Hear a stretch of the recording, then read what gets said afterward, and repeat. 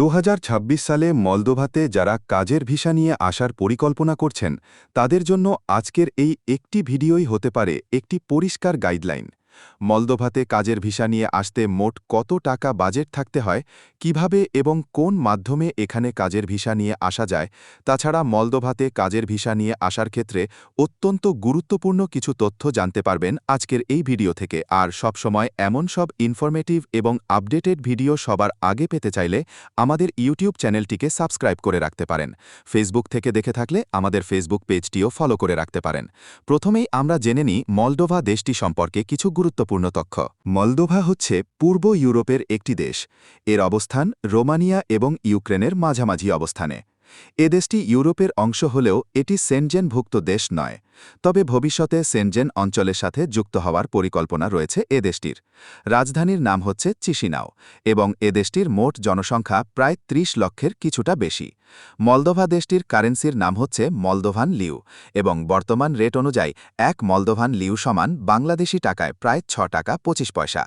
Moldova দেশটির অর্থনীতির মূল চালিকাশক্তি হচ্ছে কৃষি, ওয়াইন উৎপাদন, ফ্যাক্টরি ও ইন্ডাস্ট্রিয়াল প্রোডাকশন, সার্ভিস সেক্টর ইত্যাদি। ইউরোপের অন্যান্য দেশের তুলনায় মলদোভার অর্থনীতি তুলনামূলকভাবে ছোট। তাছাড়াও দেশটির বিশাল অংশ দক্ষ ও অদক্ষ শ্রমিক রোমানিয়া এবং অন্যান্য ইউরোপীয় দেশে কাজ করে থাকে। আর এই কারণেই মলদোভান সরকার বিভিন্ন দেশ থেকে বিদেশি কর্মীদের ওয়ার্ক ভিসায় আসার সুযোগ দিয়েছে। এখন জানা দরকার মলদোভাতে কোন কোন সেক্টরে সবচেয়ে বেশি কাজের চাহিদা রয়েছে। মলদোভাতে বিদেশি কর্মীদের জন্য সবচেয়ে বেশি কাজের চাহিদা রয়েছে factory work, glass, aluminium industry, food processing, কৃষিকাজ, packaging, construction, hotel and restaurant sector, delivery ও সার্ভিস জব। এইসব সেক্টরে বাংলাদেশ সহ বিশ্বের বিভিন্ন দেশের কর্মীরা নিয়মিতভাবে কাজ করতে পারে। অর্থাৎ এই কাজগুলোর জন্য আপনারা বৈধভাবে ওয়ার্ক পারমিট নিয়ে মলদোভাতে আসতে পারবেন। মলদোভাতে ওয়ার্ক পারমিট নিয়ে নারী ও পুরুষ উভয়ই আসতে পারবেন। বিশেষ করে হসপিটালিটি এবং সার্ভিস সেক্টরে নারীদের কাজের সুযোগ তুলনামূলকভাবে বেশি। বাংলাদেশি প্রবাসীরা যারা মধ্যপ্রাচ্য, মালয়েশিয়া এবং অন্যান্য দেশে অবস্থান করছেন তারাও চাইলে প্রয়োজনীয় সব ডকুমেন্টস থাকলে মলদোভাতে কাজের ভিসায় আসতে পারবেন। এখন প্রশ্ন হচ্ছে মলদোভাতে মাসিক বেতন কত হয়ে থাকে।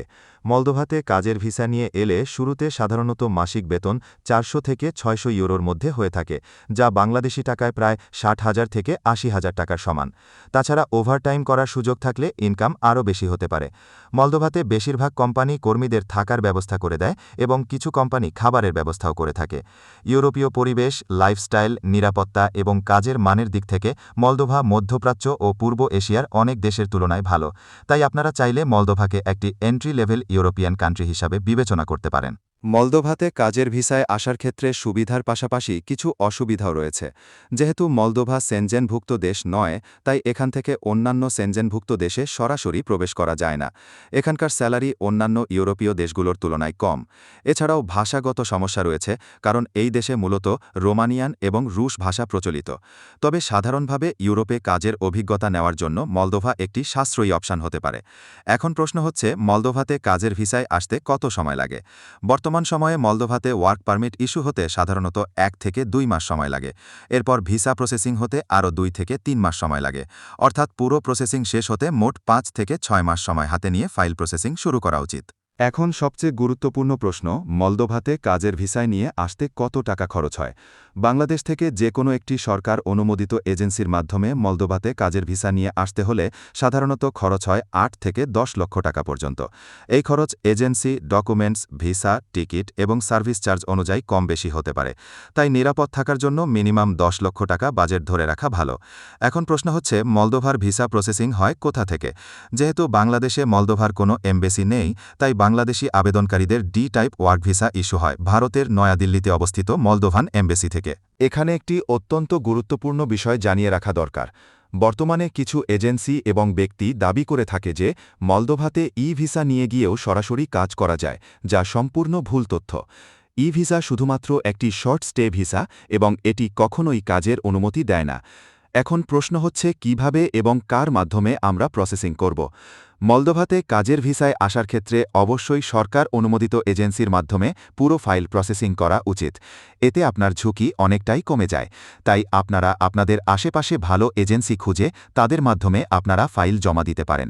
এবং যদি আপনারা চান তাহলে আমাকে বলতে পারেন কমেন্টে, তাহলে আমি একটা ভালো এজেন্সি খুঁজে আপনাদের সাথে শেয়ার করব দ্বিতীয় ভিডিওতে।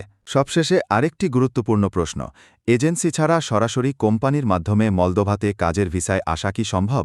উত্তর হচ্ছে হ্যাঁ, সম্ভব।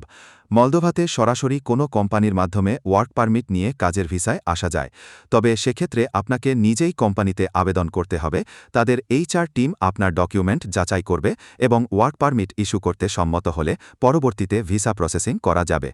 আর যদি আপনারা জানতে চান কিভাবে কোনো এজেন্সি ছাড়াই সরাসরি কোম্পানিতে আবেদন করে মলদোভাতে ওয়ার্ক পারমিট ও কাজের ভিসায় আসা যায়, তাহলে এই ভিডিওটি শেয়ার করুন এবং কমেন্ট বক্সে চাই লিখে কমেন্ট করুন।